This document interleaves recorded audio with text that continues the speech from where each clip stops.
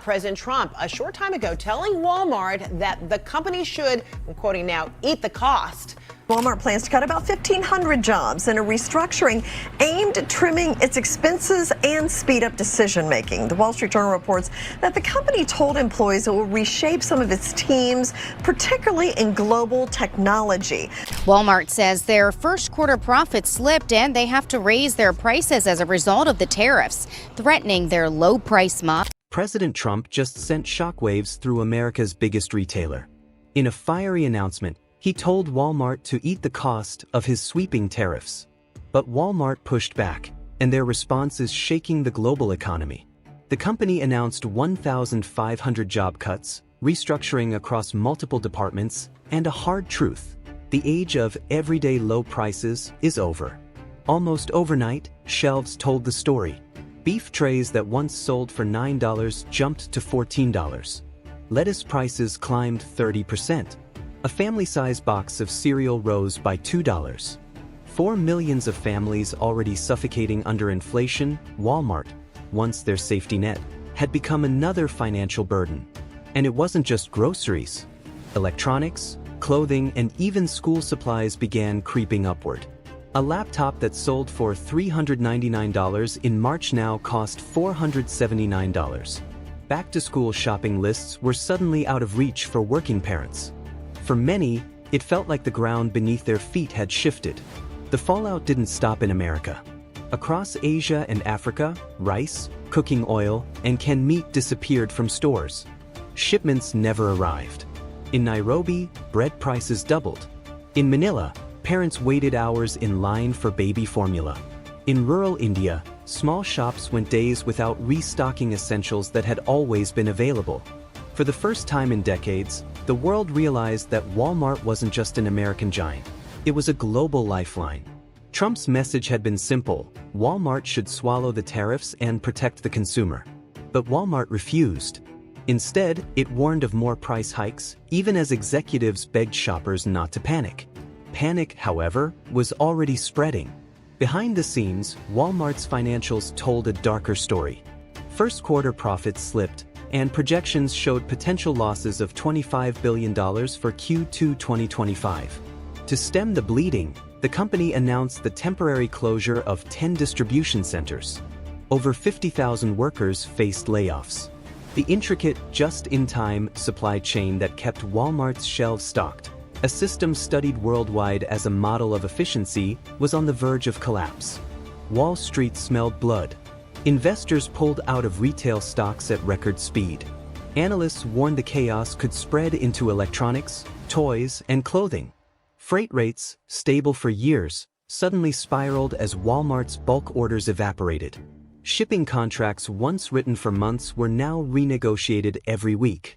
The world's trade routes were entering uncharted waters. It all traced back to a single moment, April 2, 2025. That morning in the Rose Garden, Trump signed Executive Order 14257, the Liberation Day tariffs. Virtually every import entering the United States was slapped with a 10% tariff. Only Canada and Mexico were spared. Days later, the second strike came. A 145% tariff on all Chinese exports. The impact was brutal.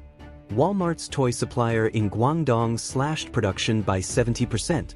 Half of America's toy industry faced bankruptcy. On the Shenzhen-Long Beach shipping route, rates tripled. By the end of April, U.S. ports were paralyzed.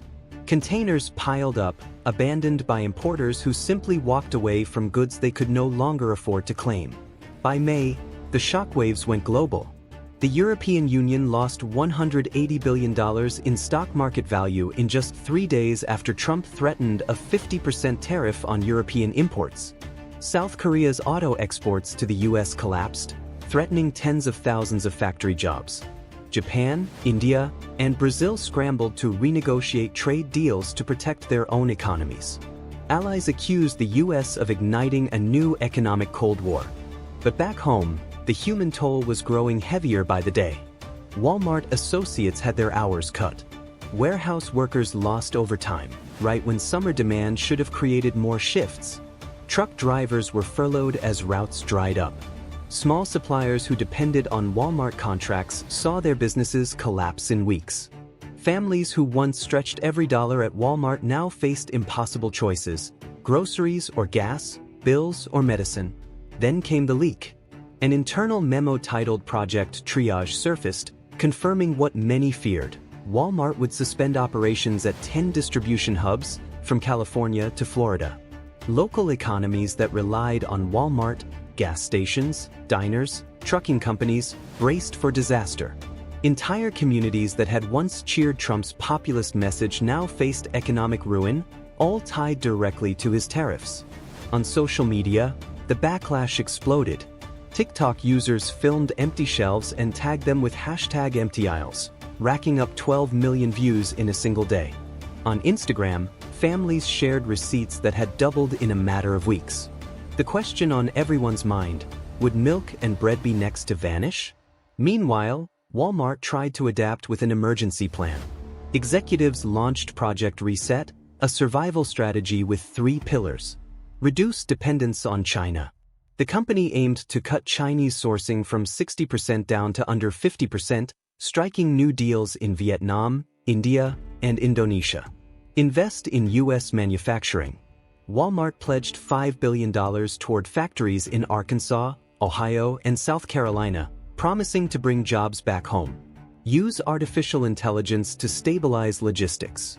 Partnering with robotics firm Symbotic, Walmart rolled out Link 16, an AI-powered system designed to predict tariff shocks, reroute shipments, and automate warehouses. But these moves carried risks. If tariffs were rolled back, Walmart could be stuck with billions in wasted investments. If tariffs stayed, the shift might not happen fast enough to save its margins. Walmart was racing against time and against politics. Wall Street wasn't optimistic. Walmart's stock plunged 11% in 6 weeks, erasing $37 billion in value. Retail ETFs bled billions. FedEx cut its full-year outlook, calling it a brutal operating environment. Credit agencies began downgrading retail and logistics sectors. Even commercial landlords who owned Walmart warehouses saw their stock prices collapse. The crisis rippled outward. Farmers couldn't sell beef or produce as foreign buyers dried up. Crops rotted in cold storage. Small suppliers slashed payrolls and begged banks for loans. Shipping giants canceled routes, unsure if anyone would pay their skyrocketing freight fees. Even middle-class families who once felt secure began dipping into savings at alarming rates. And yet, in Washington, the tariffs kept coming. Supporters hailed Trump's hardline approach as a long-overdue stand for American jobs.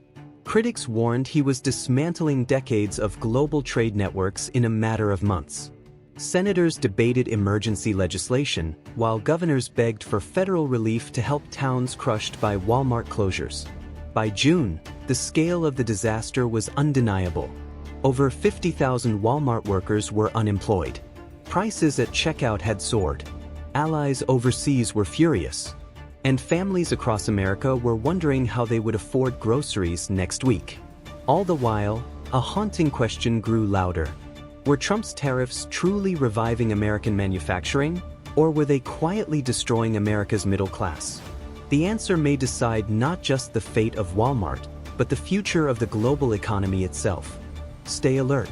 In this new retail war, the value of the money in your wallet could vanish overnight.